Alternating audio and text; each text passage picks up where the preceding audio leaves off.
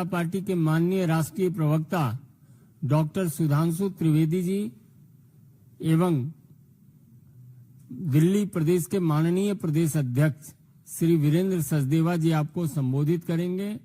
बगल में हमारे राष्ट्रीय प्रवक्ता प्रदीप भंडारी जी और दिल्ली मीडिया विभाग के विक्रम मित्तल जी हैं। मेरा विनम्र निवेदन है माननीय सुधांशु जी से कि आपको संबोधित करें। मित्रों, आज एक अत्यंत गंभीर और संवेदनशील विषय के ऊपर हम आपका ध्यान आकृष्ट करना चाहते हैं। I want to put forth a very sensitive and serious issue in front of you.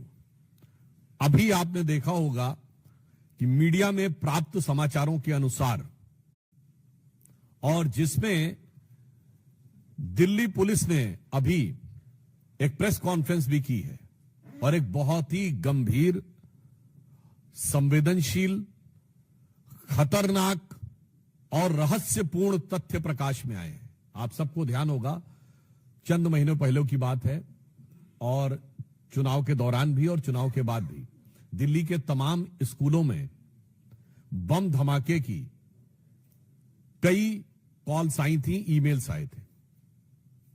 जांच के बाद आप सोचिए कि इससे कितना भय और तनाव का वातावरण अभिभावकों और पूरे दिल्ली की जनता के मध्य उत्पन्न हुआ। यद्यपि बाद में उसमें कुछ भी नहीं पाया गया। फिर जब इस विषय की गहनता से जांच की गई और यह ट्रैक करने का प्रयास किया गया कि ये ईमेल्स कहां से आ रहे हैं, तो बहुत ही आश्चर्यजनक तथ्य प्रकाश में आया कि मूलतः यह ईमेल एक ऐसे व्यक्ति के द्वारा आ रहे थे जो अल्पवयस्क है। These all emails were originating from a person who is juvenile. और आप समझिए उसने कई 100 स्कूलों को इस प्रकार की फर्जी कॉल्स किए। इसके बाद जब जांच में उनके लैपटॉप और अन्य फोरेंसिक चीजों की जांच की गई और इस बात की पुष्टि हुई, तो और भी गहरा तथ्य प्रकाश में आया कि उसके परिवार के लोग और उसके अभिभावक ऐसे कुछ एनजीओ से जुड़े हैं जो कि इस प्रकार की गतिविधियों में पूर्व में संलिप्त रहे हैं, जिन्होंने अफजल गुरु की फांसी का विरोध किया है। और ऐसी तमाम गतिविधियां जो कानून व्यवस्था की दृष्टि से राष्ट्र की सुरक्षा के लिए घातक मानी जाती हैं, उन गतिविधियों के समर्थन की बात आई है।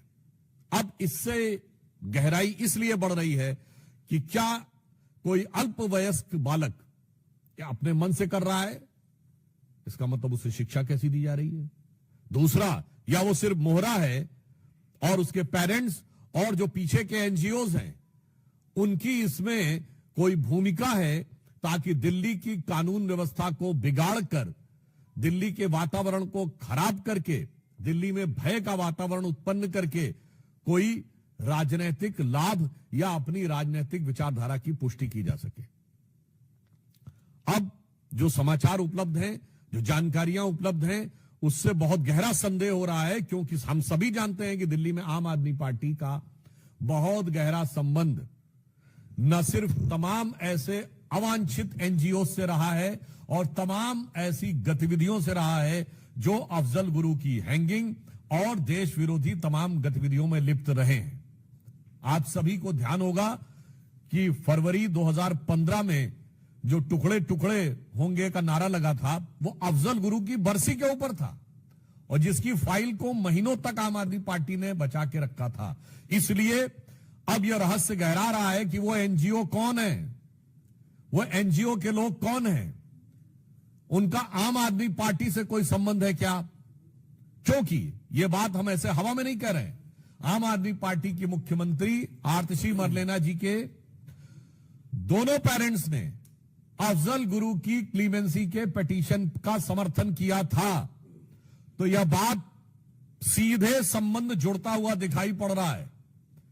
यानी वहां के सर्वोच्च नेतृत्व के साथ, और उस जमाने में याद करिए वो सब लोग, प्रशांत भूषण, शांति भूषण, अन्य बहुत सारे लोग थे, आप बड़ी लंबी लिस्ट है, वो सब उस समय आम आदमी पार्टी के सदस्य थे। यानी आम आदमी पार्टी का एक संगठन के रूप में उनके साथ संबंध बहुत साफ दिखाई पड़ रहा था। तो अब ऐसी जानकारी लगती है और यह ऐसा ही गहरा संदेह आता है जो पुष्ट होता हुआ नजर आता है कि क्या इस चीज में आम आदमी पार्टी का या उनसे जुड़े एनजीओ का कोई संबंध है?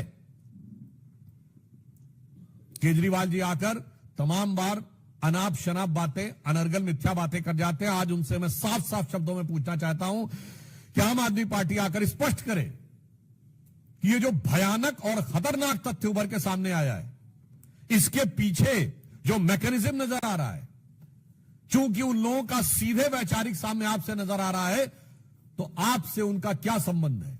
आपको सीधे आकर स्पष्ट करना चाहिए दो टूक शब्दों में। और उसके साथ साथ यह भी सवाल है कि अगर अल्पवयस्क बच्चे ये कर रहे हैं, तो ये जो भी सो कॉल्ड एनजीओज हैं, जो मेरे विचार से देश के लिए खतरनाक काम कर रहे हैं, और इनका जो आम आदमी पार्टी के साथ पुराना स्थापित संबंध रहा है, वो देश के नौनिहालों के मन में किस प्रकार का जहर भर रहे हैं और उस जहर के कितने घातक प्रभाव आने वाले समय में पड़ सकते हैं। इसलिए हमें इन सारी चीजों का सीधा, स्पष्ट और सपाट जवाब आम आदमी पार्टी से चाहिए कि इस प्रकार की जो घटना हुई, उसमें जो लोग संलिप्त हैं, उनसे आपका क्या संबंध है, और उस प्रकार के लोगों के साथ आपके पूर्व में स्थापित संबंध रहे हैं, आपकी मुख्यमंत्री के परिवार तक से वो लोग संबंधित रहे हैं जिन्होंने इस प्रकार की गतिविधियों का समर्थन किया था। आपने टुकड़े टुकड़े का नारा लगाने वालों की, क्योंकि दिल्ली में सरकार थी, तो महीनों तक आपने अदालती कार्रवाई को रोक के रखा था। इसलिए आज सीधा सवाल है, आम आदमी पार्टी का उनसे संबंध प्रतीत होता है और यह जानकारी लगती है कि उनके बीच में ऐसा संबंध है, तो उन्हें आकर इस बारे में स्पष्ट जवाब देना चाहिए। और अगर वो स्पष्ट जवाब नहीं दे रहे, तो फिर हमें मानना चाहिए कि संदेह उतना और गहराता है, और जिसे कहा जाता है कि मौनम स्वीकृति लक्षणम। आगे मैं अनुरोध करूंगा कि हमारे दिल्ली के प्रदेश अध्यक्ष आदरणीय सचदेवा जी आपको संबोधित करें। धन्यवाद सुधांशु जी। मित्रों, ये संयोग नहीं है। दिल्ली में जब जब विधानसभा चुनाव होने लगते हैं, उससे पहले दंगे का माहौल बनाना और दिल्ली को डराने और दहलाने की कोशिश करना। उत्तर पूर्वी का दंगा हम भूले नहीं हैं, शाहीन बाग हम भूले नहीं हैं, और अब जब जमीन खिसक रही है, आज जो जांच दिल्ली पुलिस की वक्तव्य से पता चलता है,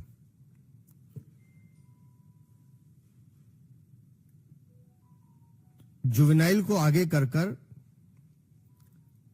जिस एनजीओ का नाम सामने आ रहा है और जो संबंध अफजल गुरु से मिलता हुआ दिखाई दे रहा है, मुझे ये कहने में कोई संकोच नहीं है कि कहीं ना कहीं अरविंद केजरीवाल, आम आदमी पार्टी कहीं ना कहीं इसके घेरे में है, और इसके पीछे के कारण हैं। मैं बार बार कहता हूं कि दिल्ली में अवैध रोहिंग्या बांग्लादेशी बसाने का काम अरविंद केजरीवाल खुद करते हैं। अभी जो बांग्लादेशी एजेंट पकड़े गए, उनके पास जो कागज पकड़े गए, इनके दो विधायक महेंद्र गोयल और जय भगवान उपकार, उन दोनों के हस्ताक्षर हैं, वो सर्टिफाई कर रहे हैं, नकली आधार कार्ड बनवाए जा रहे हैं। हर वो व्यक्ति जो देश का दुश्मन है, देश को तोड़ने की साजिश रखता है, वो कहीं ना कहीं अरविंद केजरीवाल और आम आदमी पार्टी का भागीदार मिलता है। विदेशी फंडिंग से ये पैसा लेते हैं वो एजेंसी जो देश के दुश्मन है, जो देश का भला बुरा चाहते हैं, गुंडों को पालने का काम ये करते हैं। एक विधायक नहीं है, लंबी चौड़ी 20-21 लोगों की फेरिस्त है। मकोका में बंद है इनका विधायक, उसकी पत्नी को टिकट देते हैं। मजबूरी देखिए अरविंद केजरीवाल की, घुटनों पर बैठा है, घुटनों पर बैठा है उसके। क्यों? क्योंकि वो नरेश बाल्यान इसका नाम ना ले ले।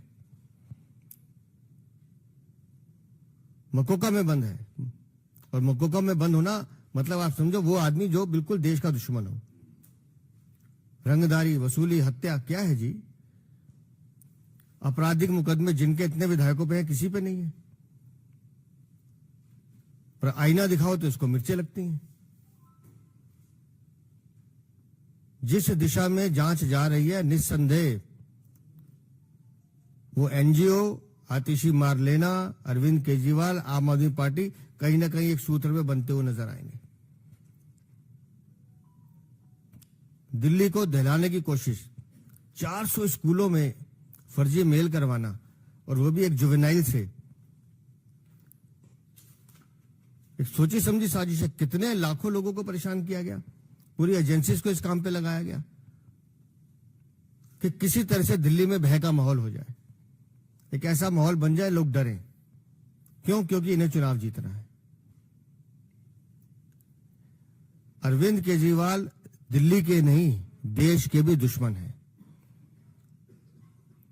और जब बांग्लादेशी एजेंट पकड़े जा रहे हैं, वो बता रहे हैं कि इनके विधायक हमसे ये काम कराते हैं, एक शब्द इनके मुंह से नहीं निकल रहा है उस विधायकों के लिए, ना बाल्यान के लिए निकलता है। तो मुझे तो लगता है कि एक बहुत बड़ा खुलासा जल्द कुछ दिनों में होगा, जिसमें इन भ्रष्टाचारियों का, इन आततियों का, और ये जो दिल्ली को पूरी तरह से बर्बाद करने की कोशिश कर रहे हैं, ऐसी आपदा पार्टी जो दिल्ली में सचमुच आपदा बनकर टूट पड़ी है, वो जब जांच सामने आएगी तो वो सत्य भी सामने आएंगे, और इस आपदा से मुक्ति दिल्ली को मिले, ये बहुत जरूरी है, क्योंकि इन्होंने दिल्ली को बर्बाद करने का काम किया। प्रश्न साधारण मंत्री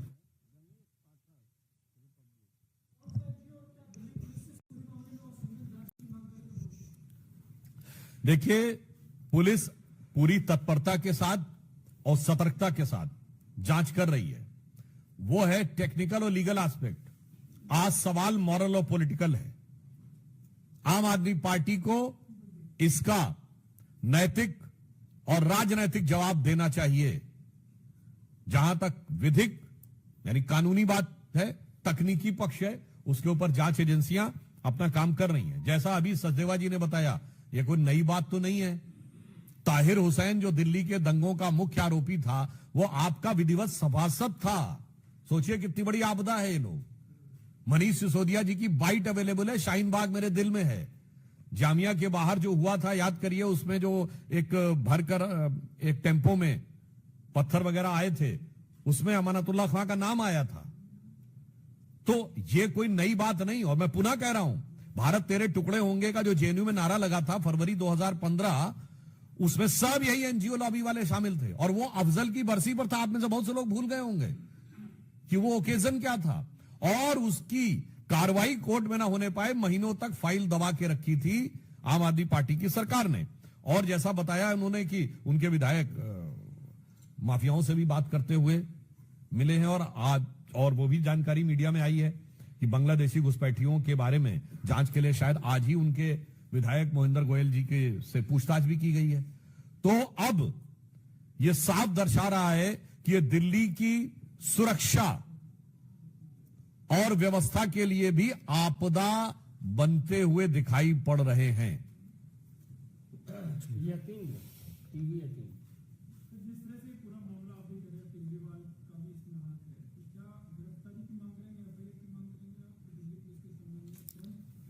अभी जो जांच चल रही है, जो चीजें निकल के आ रही है, इसलिए हम उस बच्चे का भी नाम नहीं बता रहे हैं। एक बार तथ्य ऑन रिकॉर्ड आ जाए, मैं फिर निश्चित रूप से कह रहा हूं, अरविंद केजरीवाल, आम आदमी पार्टी और ये जो सारा घटनाक्रम है, ये आपस में जुड़ा हुआ है। बस ये एक लाइन और ऐड करना चाहूंगा। वो पार्टी जो कहती थी आरोप लगते ही इस्तीफा देना चाहिए, ये उस जमाने का वाक्य है ना, जब टोपी पहनी हुई थी। और जब टोपी पहना दी है जनता को, तो उसके बाद आरोप लगने के बाद सफाई तक नहीं देते हैं, आके उल्टा सवाल करते हैं।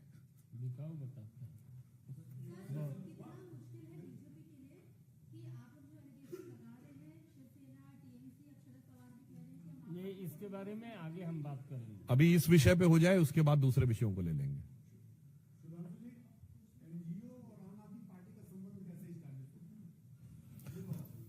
इस देखिए, क्योंकि जांच की प्रक्रिया चल रही है, इसलिए जांच एजेंसियां इस विषय में बात कर रही हैं। और जहां तक आपने एनजीओ की बात कही, तो आम आदमी पार्टी के जितने संस्थापक लोग थे उनकी जरा पृष्ठभूमि देख लीजिए तो बहुत साफ समझ में आ जाएगा। और एनजीओ पे एक और मैं आपको बात बता दूंगा, anybody of you can go and check. जब हमारी government I there were 5000 NGO जिन्होंने 5 साल से अपना आईटी रिटर्न नहीं भरा था। सबको नोटिस दिया गया कि 3 साल का आईटी रिटर्न भरिए, 3 महीने में नहीं भरा। फिर नोटिस दिया गया कि 31 दिसंबर 2014 तक भरिए, नहीं भरा। फिर उनको नोटिस दिया गया 31 मार्च 2015 तक आप नहीं भरेंगे तो यू विल बी डी-रिकॉग्नाइज्ड। और आपको पता उसके बाद कितनों ने भरा था? 250। और जैसे ही डी-रिकॉग्नाइज हुए हल्ला मचाना शुरू किया था। हल्ला मचाने वालों में आम आदमी पार्टी थी कि नहीं? आप खुद समझिए, विदेश से पैसा लेते हैं, इनकम टैक्स रिटर्न नहीं फाइल करते हैं, 5-5 साल तक नहीं फाइल करते हैं, यूटिलाइजेशन सर्टिफिकेट नहीं देते हैं, और उसके बाद नोटिस के बाद भी कोई जवाब नहीं देते हैं और डी-रिकॉग्नाइज होने पे हल्ला मचाते हैं। कोई भी जाके एमएचए के उस रिकॉर्ड से चेक कर सकता है। इसलिए जो हम लोगों ने कहा है, संदेह बहुत गहरा होता है। आमोद रहे सर, आमोद रहे उसके बाद आप।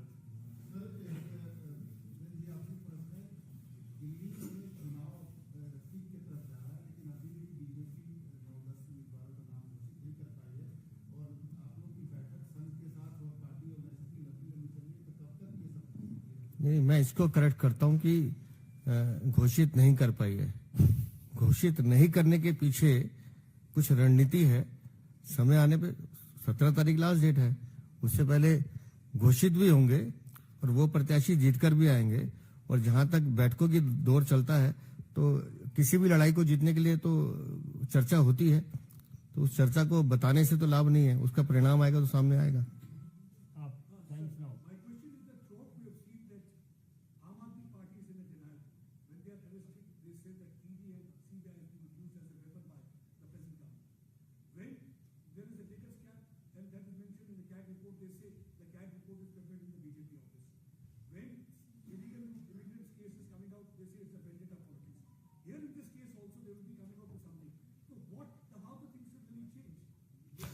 Actually, the question he has raised, it's given a very peculiar example of how the so-called new politics has emerged.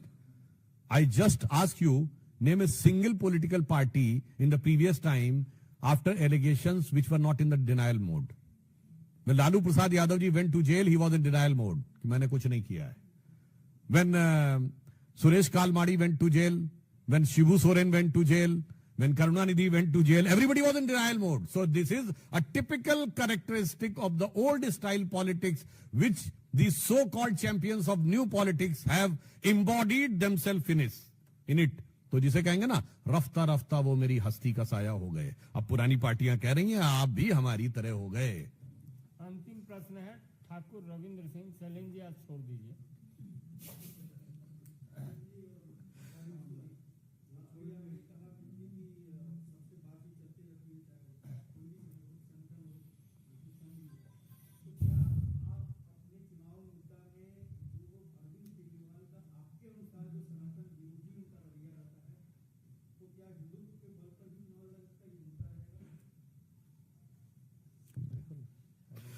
देखिए, हमारे लिए हिंदू धर्म और सनातन धर्म भारत की अस्मिता और पहचान का विषय है। हमारे लिए राजनीति और चुनाव का विषय नहीं है कि 2022 के गुजरात चुनाव के समय वो डिमांड करें कि नोट पे गणेश लक्ष्मी जी की फोटो होनी चाहिए और जैसे ही चुनाव समाप्त हो उसके बाद सुई पटक सन्नाटा। तो बस इससे दिखाई पड़ता है, और ये भी कोई वो बात नहीं है, कांग्रेस भी हमेशा ऐसा ही करती रही है। तो अरविंद केजरीवाल जी के लिए मैं कहना चाहूंगा, और आप देखिए कितनी मजेदार बात यह है, एक दूसरे पे आरोप लगाते हैं, वो सारी बातें अलग करते हैं। आम आदमी पार्टी की अब जो स्थिति है, हमारे प्रदेश अध्यक्ष जी बैठे हैं, बेहतर बता सकते हैं कि अब दीवार पे लिखी इबारत की तरह साफ दिख रहा है कि आम आदमी पार्टी हारने जा रही है। तो उनकी वो स्थिति है, वो जो पुराना गीत था ना, उसके बाद नए नए रूप बदल रहे हैं। तो स्वरूप धरे जीने के लिए बैठे हैं हजारों जहर पिए, ठोकर न लगाना हम खुद हैं गिरती हुई दीवारों की तरह।